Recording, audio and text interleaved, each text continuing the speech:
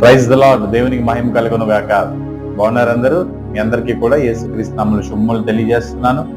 అటు రీతిగా Christ ఎవెంజలికల్ ministry తరఫున మీ అందరికీ కూడా వందనాలు తెలియజేస్తున్నాను. ఈ ఉదయకాల సమయంలో మరి దేవుని వాక్యాన్ని విందాం. కీర్తనల గ్రంథము 61వ అధ్యాయము మరి మొదటి 2 మాటలు చదువుతున్నాను. దేవా, నా మొర ఆలకింపుము, నా ప్రార్థనకు చెవియగుమ్ము. నా ప్రాణము తల్లడిల్లగా బూది గంతముల నుండి నీకు మొరపెడుచున్నాను. నేను ఎక్కలేనంత ఎత్తైన కొండపైకి నన్ను ఎక్కించుము. మరలా అందరూ కూడా ఈ మాటను చదువుదాం. నేను ఎక్కలేనంత ఎత్తైన కొండపైకి నన్ను ఎక్కించుము. చాలా స్ఫూర్తిదాయకమైన ఆనందము ఇచ్చేటువంటి మాట. నేను ఎక్కలేనంత ఎత్తైన కొండపైకి నన్ను ఎక్కించు ప్రభువా అని దావీదు ప్రార్థన చేస్తున్నాడు. నిజంగా మనం ఎక్కలేనంత ఎత్తైన కొండ అంటే ప్రతి మనిషికి కూడా ఒక టార్గెట్ ఉంటుంది. తన జీవితంలో ఉన్నత స్థితికి వెళ్ళాలని అనుకుంటాడు. ఆ ఉన్నత స్థితికి వెళ్ళాలని ప్రతి మనిషి కూడా ఆలోచిస్తూ ఉంటాడు.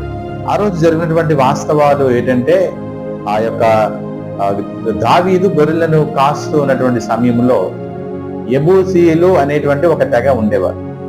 ఆ యెబూసీయులు ఆ కొండ మీద నివసించేవారట. అది ఉన్నతమైనటువంటి కొండ. ఆ ఉన్నతమైనటువంటి కొండ మీద ఒక తెగ యెబూసీయులు ఉండేవారు. ఆ యెబూసీయులు ఉండేటువంటి స్థలానికి చాలా సార్లు వెళ్ళాలని అనుకున్నాడు, కానీ వెళ్ళలేకపోయాడు. ఒక రోజు వచ్చింది, దేవుడు దావీదును రాజుగా సిద్ధపరిచాడు.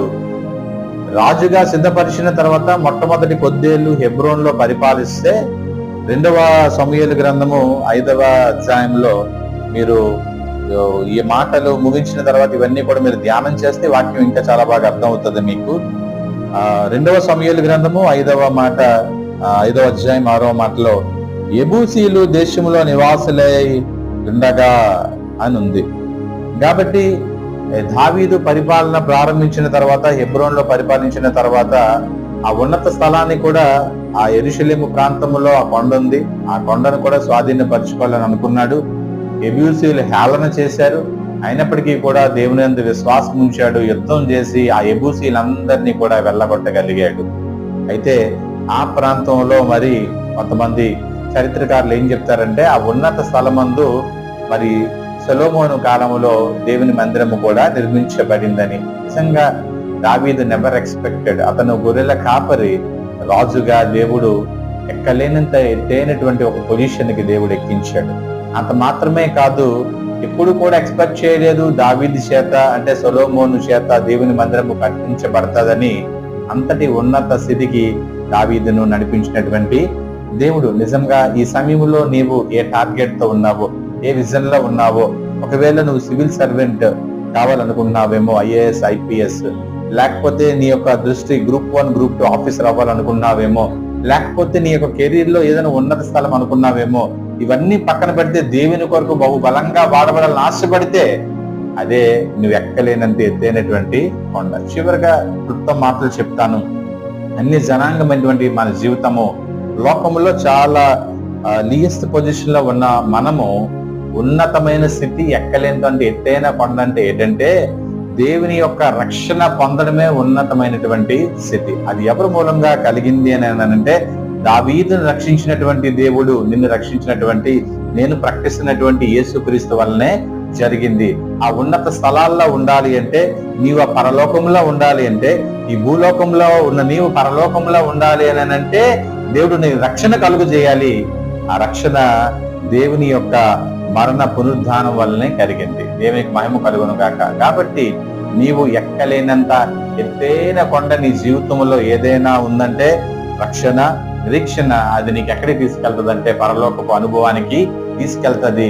ఇది రాజుల ఉన్నత స్థితి కంటే, ఐఏఎస్, ఐపీఎస్ స్థితుల కంటే, లేకపోతే ఒక యుఎస్ ప్రెసిడెంట్ కంటే, లేకపోతే ఆ యొక్క ఉన్నత పదవులు అన్నిటికంటే కూడా ఉన్నతమైనది ఏంటంటే దేవునితో ఉండడం, దేవుని పక్షాన్ని ఉండడం, దేవుని కొరకు నిలబడడం. అటు ఒక గొప్ప స్థితిలోకి దేవుడు మిమ్మల్ని ఆశీర్వదించను గాక. ఈ వాక్యాన్ని క్లెయిమ్ చేసి ప్రార్థన చేద్దాం. దేవుడు మిమ్మల్ని అందరినీ దీవించి ఆశీర్వదించను గాక. ప్రార్థన చేసుకుందాం. పరిశుద్ధ మహాగణుడ మహోన్నత వందనాలు. ఉదయకాల సమయంలో ప్రభు మరొకసారి మీ యొక్క వాక్కుతో మీరు మాతో మాట్లాడారు. నిజంగా మేము ఎక్కలేనంత ఎత్తైన కొండలను మమ్మల్ని ఎక్కిస్తున్నావు ప్రభా. వందనాలు. మా పరిస్థితి, మా స్థితి గతి, మేము ప్రభా దీనులమే.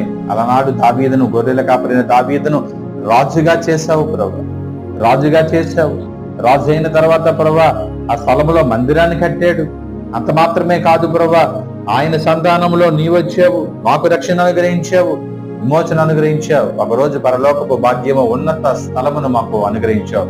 ఇంతకన్నా ఎక్కలేనట్టు కొండ మరొకటి లేదు ప్రభా. మీ కృప వల్లనే కలిగింది. అందుని బట్టి వందనాలు చెల్లించుకుంటూ ఈ ఆశీర్వాదాలు ప్రతి జీవితాల్లో కలిగించి మీరే ఘనత కీర్తి పొందవలసిందని మా ప్రియ కుమారుని నజరేయుని ప్రార్థన చేస్తున్నాం.